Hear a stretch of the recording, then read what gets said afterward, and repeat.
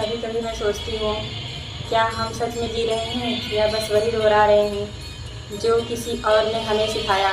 बचपन से सुनते आए हैं, ये करो वो करो, ये मत करो वो मत करो, ये पुण्य है ये पाप है, पर किसी ने ये क्यों नहीं बताया कि ये सब किस आधार पर है, क्यों है, किसने ये तय किया क्या सही है और क्या गलत है, किसने कहा कि यही मार्ग है और बाकी सब गलत है। पर हम बलि देते हैं, क्यों देते हैं? कहते हैं ये भगवान को प्रसन्न करने के लिए है, लेकिन क्या भगवान सच में खुश होता है? जब तुम किसी बकरी का गला काटते हो तो क्या स्वर्ग का दरवाज़ा सिर्फ किसी और के खून से खुलता है?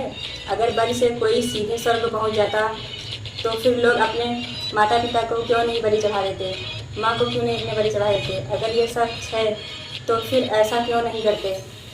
और हवन में घी डालते हैं, लकड़ी जलाते हैं, मंत्र पढ़ते हैं। क्या ये पवित्र है? ये वातावरण को शुद्ध करता है, ठीक करता है? हो सकता है थोड़ा बहुत ठीक करता हो, थोड़ी सफाई होती होगी और थोड़ा सुगंध का असर होता होगा। अगर हवन में चीज़ें डालने से पुण्य मिलता तो जंगल की आग क्यों विनाश मानी जाती है? क्यों वहाँ से स्वर्ग नहीं बरसता? क्यों कोई नहीं कहता कि अमेजन में आग लगी है, चलो सबको स्वर्ग मिलेगा? हम कहते हैं सब श्रद्धा है, पर क्या श्रद्धा का मतलब सोच को बंद करना है? क्या श्रद्धा का मतलब यह है कि जो लिखा है वही अंतिम है? अगर वेद अजूब है तो क्यों उनमें इतने प्रश्न चिन्ह हैं जिन्हें आज ये युग में कोई नहीं मानता?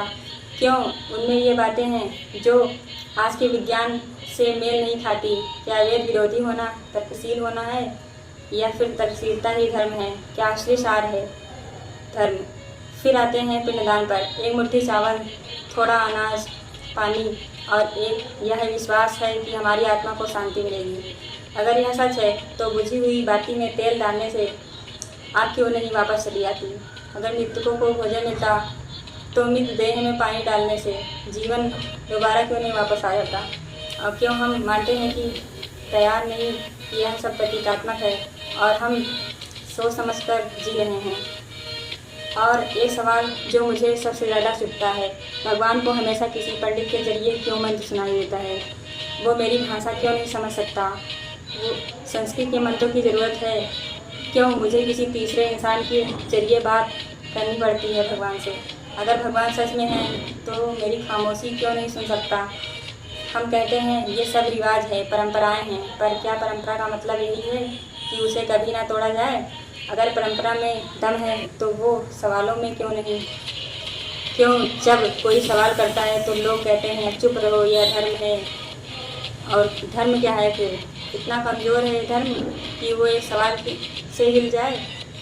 मैं ये नहीं कहती कि धर्म बुरा है, धर्म खूबसूरत है जब तक वो प्यार है, करुणा है, समझ है। लेकिन जब धर्म डर बन जाता है तो वो एक प्रकार का जेल है। जब धर्म सोच को मार देता है तो वो जंजीर है। एक बार खुद से पूछो, जो तुम कर रहे हो वो इसलिए कि तुमने समझा है या इसलिए कि तुम्हारे पुरखे करते चले आए हैं?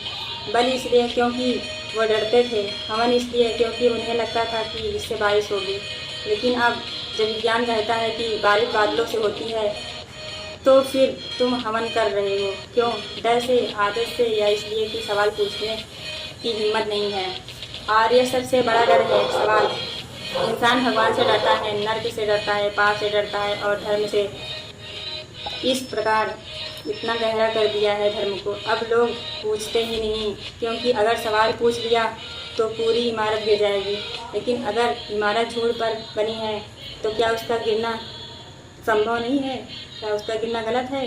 एक पल सोचो, क्या भगवान को सच में दूध चाहिए, लड्डू चाहिए, फल चाहिए? अगर चाहिए तो क्या वो भगवान हैं? और अगर नहीं चाहिए तो फिर हम क्यों चढ़ाते हैं? किसे चढ़ा रहे हैं? कौन खा रहा है ये सब? और ये सब करते हुए जब सड़क पर बच्चा भूखा है तो ये किसकी भक्ति है, भगवान की या अपने डर की? अगर जादू टोना करने वाले मंत्र फेल हो जाते हैं तो क्या वेदों के मंत्र भी सवालों से परे हैं? क्या सब मंत्र सच हैं? अगर मंत्र सच हैं तो दुनिया में इतनी तकलीफें क्यों? मैं सिर्फ इतना कहना चाहती हूँ कि सवाल करो, क्योंकि सवाल करना नास्तिकता नहीं, सवाल करना ही असली आस्था है। क्योंकि जब तक तुम पूछते नहीं, तुम समझते नहीं, और जो समझ के बिना मान लिया जाए वो धर्म नहीं, अंधविश्वास है। धर्म को सवालों से मत डराओ। अगर धर्म में दम है तो वो जवाब देगा, अगर जवाब नहीं है तो शायद जवाब धर्म में नहीं तुम्हारे भीतर है। और अंत में मैं यही कहूँगी, अगर ये वीडियो तुम्हारे भीतर आग लगा दी हो तो उस आग को बुझाओ मत, उस आग को बढ़ाओ, क्योंकि वही आग है जो तुम्हें सच तक ले जाएगी। लाइक करिए, शेयर करिए, कमेंट करिए। स्नेहा ब्रांड साथ।